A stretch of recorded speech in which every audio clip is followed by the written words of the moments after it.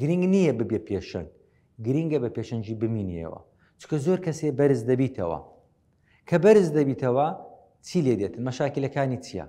یەکە مەشاکلی خۆی ڕناگری لە بەرزی، دووەم مەشاکلی مەغرور دەبی، ڕجاءن مەغرور نەبی.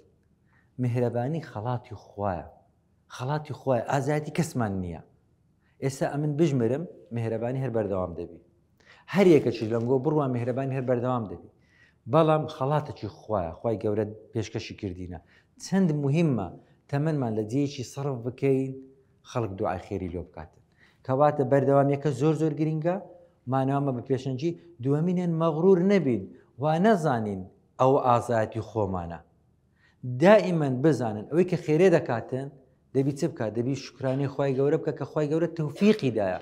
ئەگەر خوای گەورە تەوفیقی نەدا ناتوانی خێرێ بکە. دڵنیا بن لەوەی تەوفیقاتی ڕەب العالەمینێ زۆر کەسێ دەورەمەندا، بەڵام خێری پێ ناکرێت، بەجی دێلیتن. زۆر کەسێ شەهادەی هەیە، بەس ناتانی زەردەخەنەی بداتە خەڵکی، ناتانی دەستی خزمەت پێشکەش بکە، چونکە لۆ خوا تەوفیقی نەدایە. لێ ئەگەر ئەتو لە شوێنە چی کە خێری لێ دەکرێ هەموو ڕۆژێ شکرانی خوای گەورە بکە، بری ئەلحەمدولیلا، تەمەن هەر خلاص دەبی، تەمەن هەر خلاص دەبیتن. دڵنیا بن لە باشەی سەرفکەی، لە خراپەی سەرفکەی تەمەن هەر خلاص دەبیتن. بێوەفاترین کەسیش دەزانی چێیە؟ چاوەکانی خۆتە، ڕۆژێک دادێ نایبینیتن. لاقی خۆت زۆر بێوەفای، ڕۆژێک دا هەرن ناگریتن.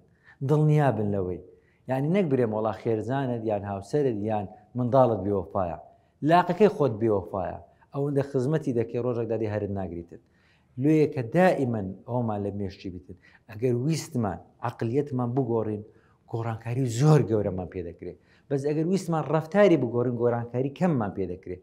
لێیە بابیرکردنەوەمان بگۆڕین، بزانین ژیانی دنیا هەمووی لاسەنگە و کە چاکەش دەکەن لەگەر خەڵکی قەت ئینتیزاری سوپاسی خەڵکی مەکە، چونکە ئەگەر ئینتیزارت کرد ئللا بێ تاقەتت دەکەن.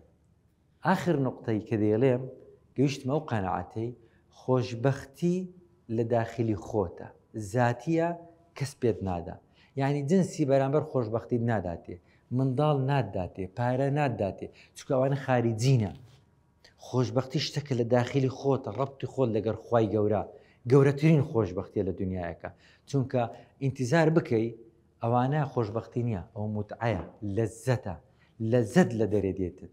لێیەکە خۆشبەختی شتێکە لە داخلی خۆتە، دەبی بە خۆت خۆشبەختی بدێ خۆت، بەوەی کەوا چەند لەگەر خوای گەورە دڵسۆزی، چەند خوای گەورەت خۆش دێ و گەورەترین نیعمەتی دنیایش یەک شتە، پێ بچێ باشتێ. ئەگەر بە دنیای نەچێ باشتێ ئەو کان کە هیچ قیمەتی نییە. ئومێد دەکەم ببیتە مۆتیڤێشنە کە تا جارێکێکتری دەبینەوە. خوای گەورە ئەجری هەموو بداتەوە.